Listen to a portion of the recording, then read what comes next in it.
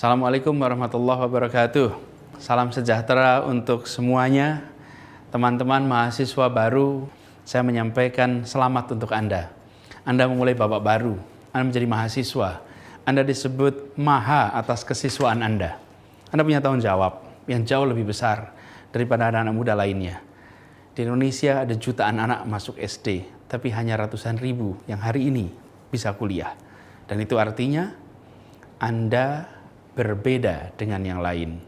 Anda adalah sekelompok anak-anak muda yang punya kesempatan untuk mengembangkan diri, untuk maju, meraih masa depan, bukan hanya untuk Anda sendiri, tapi untuk kemajuan Republik, untuk kemajuan bangsa.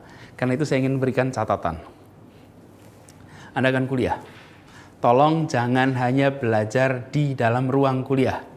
Kuliah Anda adalah di dalam ruang dan di luar ruang kuliah.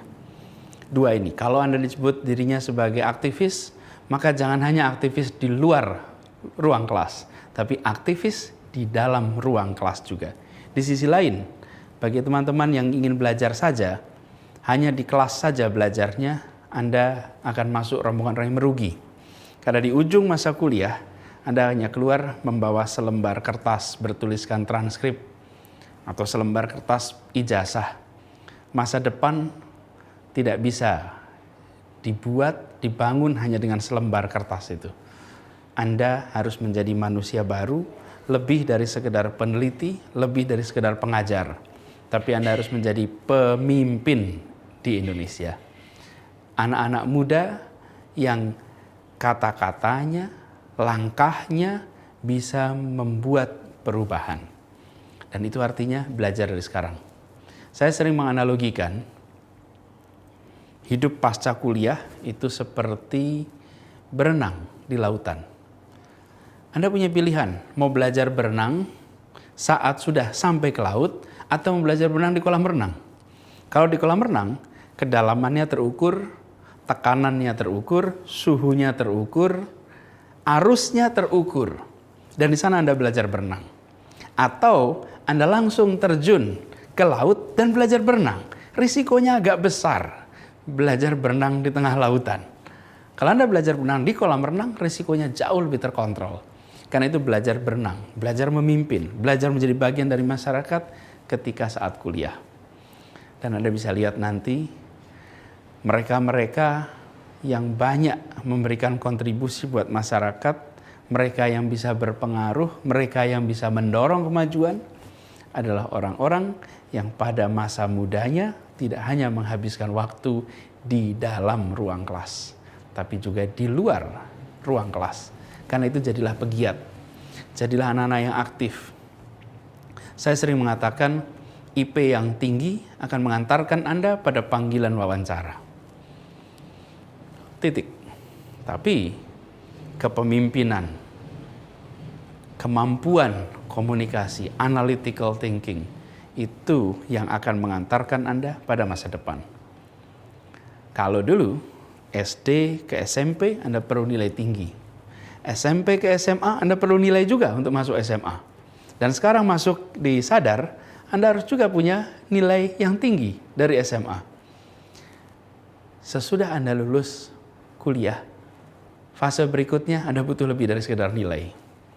Nilai itu penting, tapi lebih dari itu. Cuman jangan diartikan boleh IP rendah.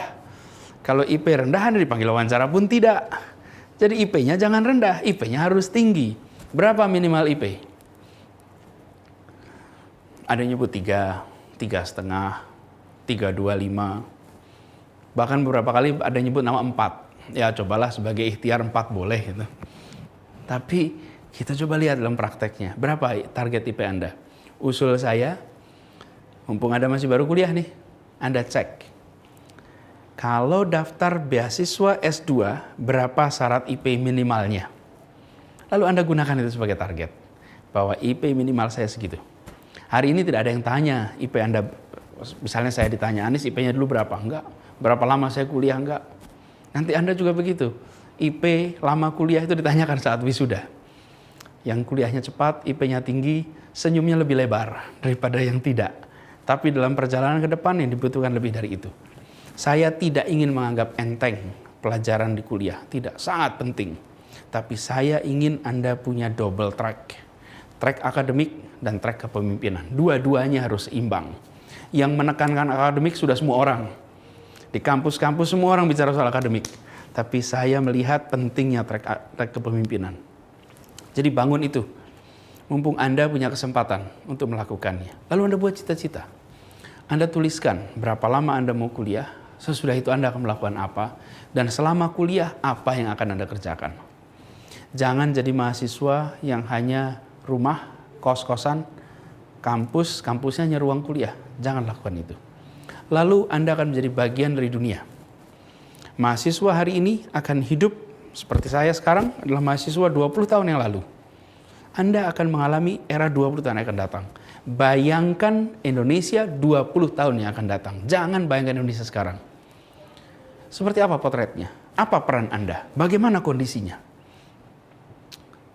Hari ini Anda warga Indonesia dan Anda warga dunia. Dan menjadi bagian dari dunia, bahasa internasional. Saya garis bawahi, bahasa internasional, bukan bahasa asing. Karena bahasa asing itu bahasa yang digunakan orang-orang asing. Tapi bahasa internasional adalah bahasa yang digunakan percakapan antar bangsa. Seperti bahasa nasional, bahasa yang digunakan percakapan antar suku bangsa. Kuasai itu sehingga Anda bisa menjadi bagian dari dunia, berkomunikasi dengan dunia, menyerap informasi dan menyebarkan informasi. Lalu yang ketiga, kuasai state of the art knowledge. Ilmu pengetahuan yang terdepan. Anda nggak bisa belajar sekarang hanya dengan ilmu-ilmu masa lalu. Kuasai yang terbaru. Dan kemampuan belajar menjadi amat kunci. Bukan kemampuan menguasai sebuah bidang, tapi kemampuan belajar di bidang apapun. Karena sesudah Anda lulus, Anda belum tentu akan mendalami, mengerjakan hal yang menjadi fokus Anda ketika masa kuliah. Tapi kemampuan Anda belajar akan membuat Anda menjadi pembelajar terus-menerus. Kalau Anda pembelajar, maka Anda akan punya peluang untuk bisa terus-menerus mengembangkan diri dan meningkatkan kontribusi. Teman-teman semua, mahasiswa baru, Anda sekarang memasuki fase yang benar-benar baru. Karena itu, rencanakan dengan baik, catat cita-cita Anda, catat keinginan-keinginan Anda, lalu lihat 4 tahun ke depan, 3,5 tahun ke depan, atau 5 tahun ke depan sebagai masa pengembangan diri. Bukan masa sekedar kuliah, mengembangkan diri. Sesudah itu adalah masa Anda mulai berkontribusi. Siapkan diri Anda dengan baik, kerjakan masa ini dengan sangat optimal. Biarkan Anda menengok masa kuliah Anda dan berkata, untung saya masa kuliah tak hanya berada di ruang kelas. Saya aktif mengembangkan diri.